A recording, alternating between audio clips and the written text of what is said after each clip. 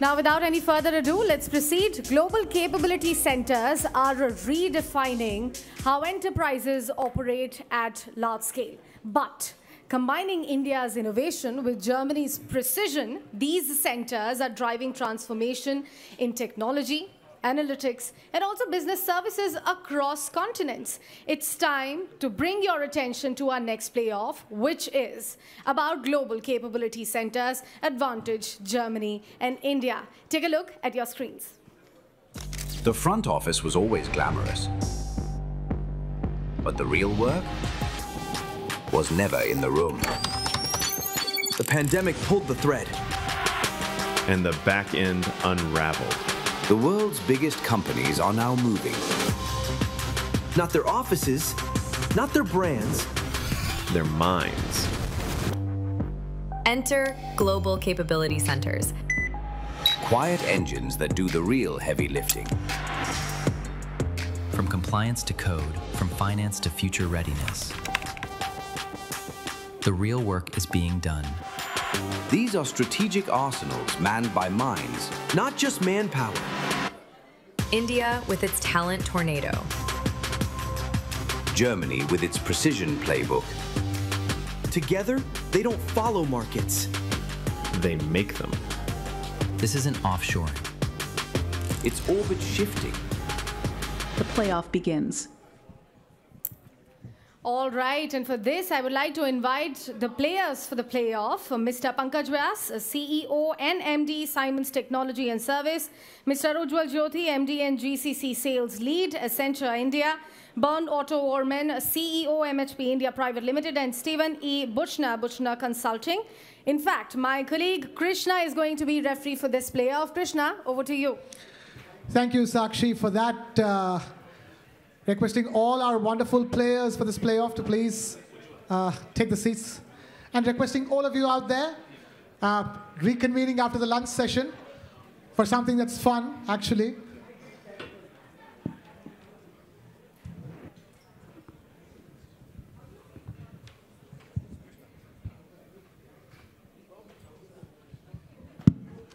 All right, so we have 2 Germans and 2 Indians. And it's a topic that's very important to both the countries. India already hosts more than 50% of the GCCs of the world. India has scale. India has talent. Germany has precision. Germany has depth in R&D and technology. So how can we bring these 2 powers together is what I really wanted to ask you about. Very simple questions. So we begin by asking by Mr. Buchner. Talk to us. You've seen India, you've seen Germany, and India has gone from BPO powerhouse to GCC powerhouse and is moving towards GTC, or Global Technology Centers as well. Tell us, how can India and Germany come together? I strongly believe it's on. Can you hear me now? So now you can hear me. So yes, I can. I think there is not the question how can we bring the 2 countries together. I think the countries are already together, and they have a very successful history, so to say, in the collaboration. And I think one of the reasons is that both countries are willing to collaborate, to work together. On one hand, we have on the India side, we have the talents, we have the people who are willing to work so, and on the other hand, we have the technology, and we want to share that with the Indian colleagues. And this is a very good collaboration when they work together. What I think is very important, and I strongly believe that these GCC will improve and they will grow in the upcoming years. But I would like to also underline the importance, how important India is for Europe. Because I see big chances for the economy for both countries, and I think this is also a very important topic. And the GCC is the ground layer, so to say, for this future. This is how I see that. Yeah, it is the ground layer for the future. Very well put, sir. And yes, So many big German companies, including Siemens, have been having their GCCs in India, and not just Siemens, there's so many others. So it's fair that the collaboration has begun. My only curiosity is, where is it headed, Mr. Pankaj Vyas? If you can talk to us and tell us, where is the future? Because there has been, as Mr. Bushner rightly put, already German companies operating big GCCs in India. And the GCCs have evolved in India. Now GCCs are not just about capabilities, it's about R&D. It's about technologies and everything for the future. So India is going towards that. India is even going towards GTCs, as I was talking about, the global technology centers as well. Germany in tow. Tell us, how do you see the synergies playing out? Because Germany is strong in automotive and engineering and so many things. And India is all about digital and cloud and the massive IT talent, the talent pool that we have. Absolutely. And I would say GTC is not just global technology center, but I think they're really turning out to be global transformation centers, right? And precisely for a reason that when you look at a lot of these MNCs and the ones who have headquarters and who have a history of more than 100 years, like Siemens is one of those, we really have pretty much every business, every function, some part or other part of this GCCs, right? And it's a great opportunity for GCCs to look at this, not in silos, but see the opportunities to kind of come together and collaborate and drive the transformation that's required. And I'm sure the success story is here to see. I mean, if you look at 150 GCCs, German GCCs I'm talking about, employing close to 150,000 people today as we speak, that's because I don't think there's any place on the planet Earth today that can give you more than 2 million STEM English-speaking graduates every year, right? And they're not just technically good, but they have a great collaborative attitude. They have this culture of learning that's going together. And while we are in MHP and talking about football, I would say to be successful, all you need is endurance, agility, and collaboration, right? And that's a lot. That's a lot in talent back in India. Fantastically put. Endurance is a great word, and capability. Mr. Holman, I keep referring to you as a German, but then you work in India. You worked in Europe before, setting up GCCs for a decade and a half in Romania, and you're now in Bengaluru, the Silicon Valley of India, the IT capital of India. Tell us, you've seen the evolution of GCCs in Europe and India. Where is India at? Let's talk about 150 German GCCs in India. That's a small number because India currently hosts 1,900 GCCs. There's room for more German GCCs in India, isn't it? Yes, absolutely. So I think we are, again, at kind of a landmark. So after volume, after BPO, after GCC, I think we should talk about value. We should talk about quality. And at the end, I think we have the chance now to transform GCCs into value hubs. That means we should focus on collaboration, we should focus on resilience. Not only India, not only Germany, only together. I think each country has its challenges, but together I think it's now time to build global collaboration and not just focus on cost arbitrage or cost leverage. All right, it's strategic collaboration is what we need between GCCs and companies and India. Mr. Ujjwal Jyoti, tell us about that. That's the curiosity over here. 150 German GCCs, some existed for a very, very long time. We're not talking anything new over here. But there's the road ahead cannot be the road that we have just come by. There's lots more, and that's going to change and transform even with the newer German GCCs planning to open operations in India.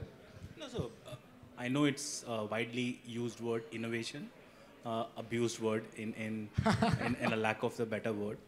But truly some of the GCCs are actually becoming the innovation arm or innovation hub to drive scaled transformation.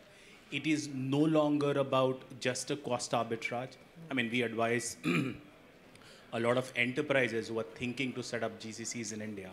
And the first thing we tell them that if you're actually looking for a cost arbitrage play, please do not come. You won't be able to neither attract talent or retain the talent. It is no longer a cost play.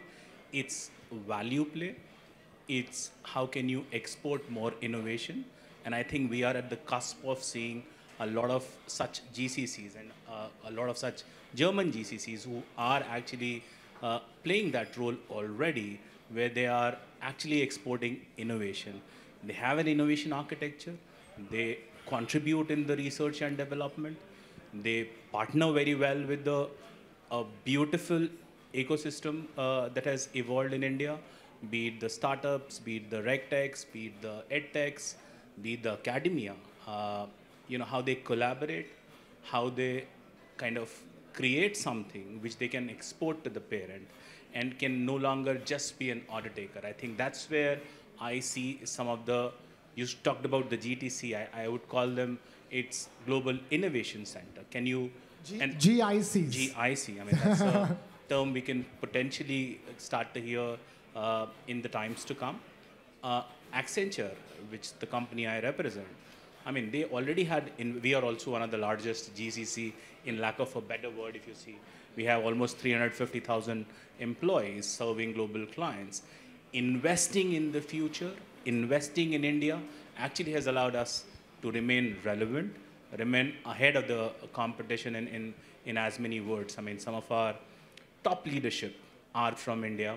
The biggest investment we made in setting up innovation labs in India, I mean, that's a state-of-the-art where you, not just the geeky and the smart-looking gadgets that you see, but the subject matter experts, how we incubate some of these startups, how we harvest business and technology problems, and then become at the center of creating something which is absolutely valuable to not just the bottom line, but to the top line. That's where I see we are headed towards, and we see more and more GCC following that pattern and becoming the truly advantageous position. Mr. Buchner, please go ahead. I think I would like to underline that what he said.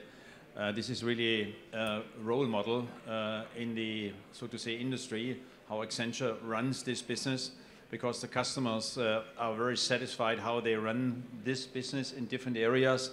And it's the best example which I have seen so far. It's an example that German companies can follow. Yes. Fantastic. Mr. Horman, in that sense, there is mutual learnings and mutual harvesting of solutions that he's talking about. What do you think are the biggest problem points that India can solve for Germany and Germany can solve for India? Yeah, at the end, I think it's obvious.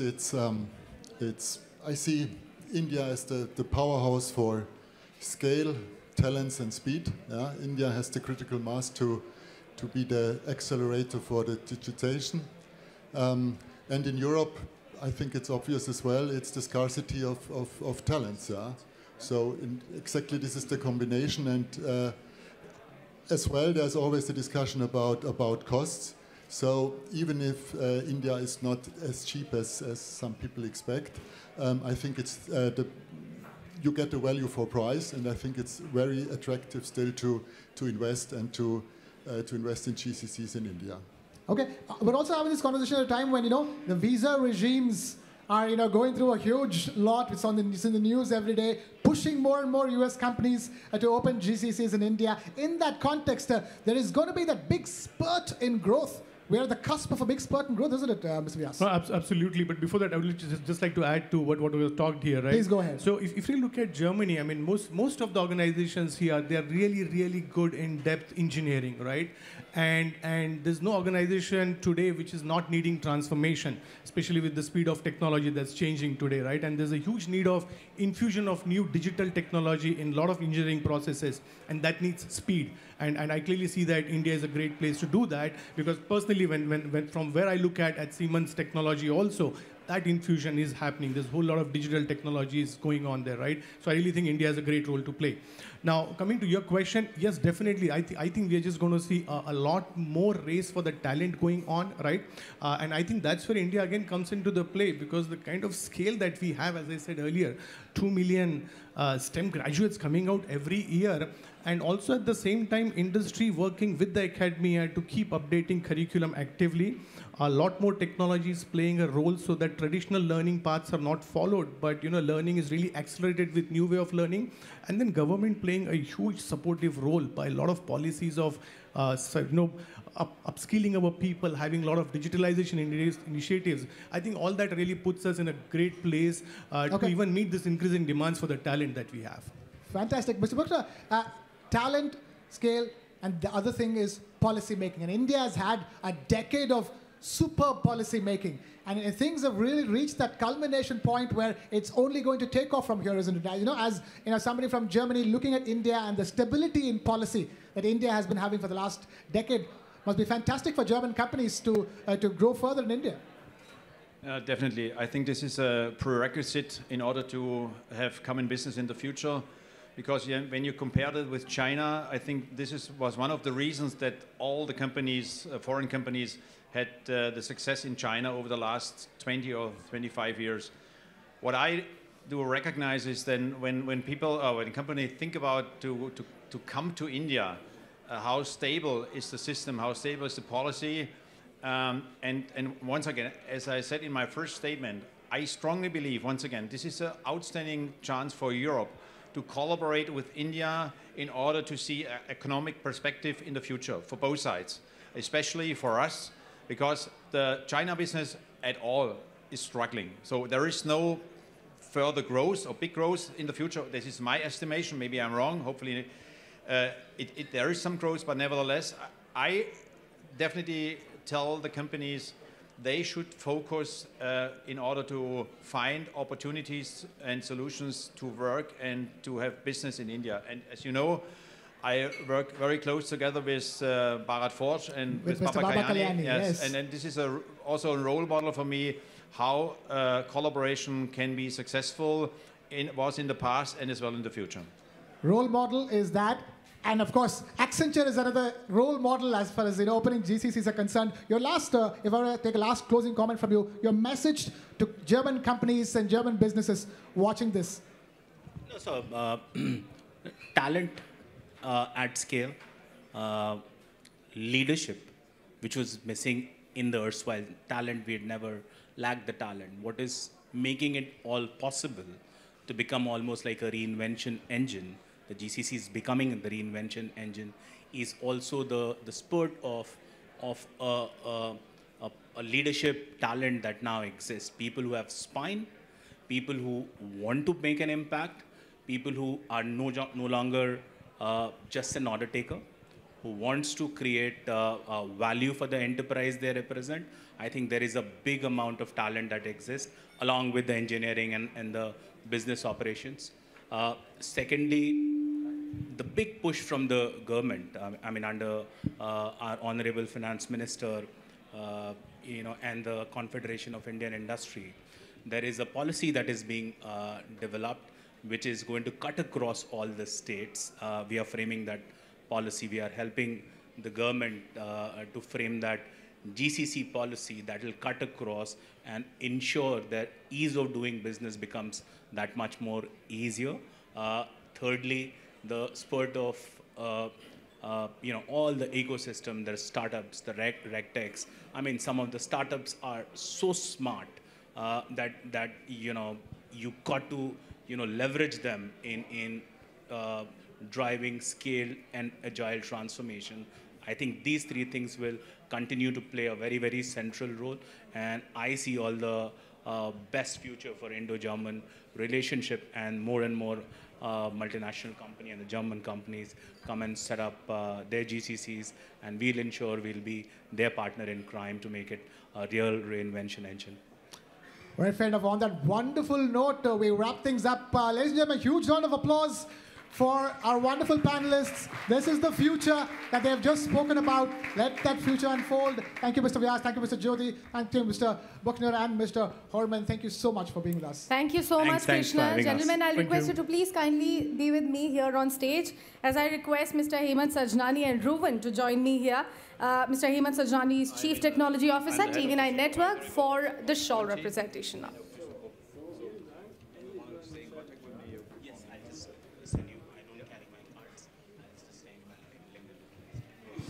Thank you so much for welcome.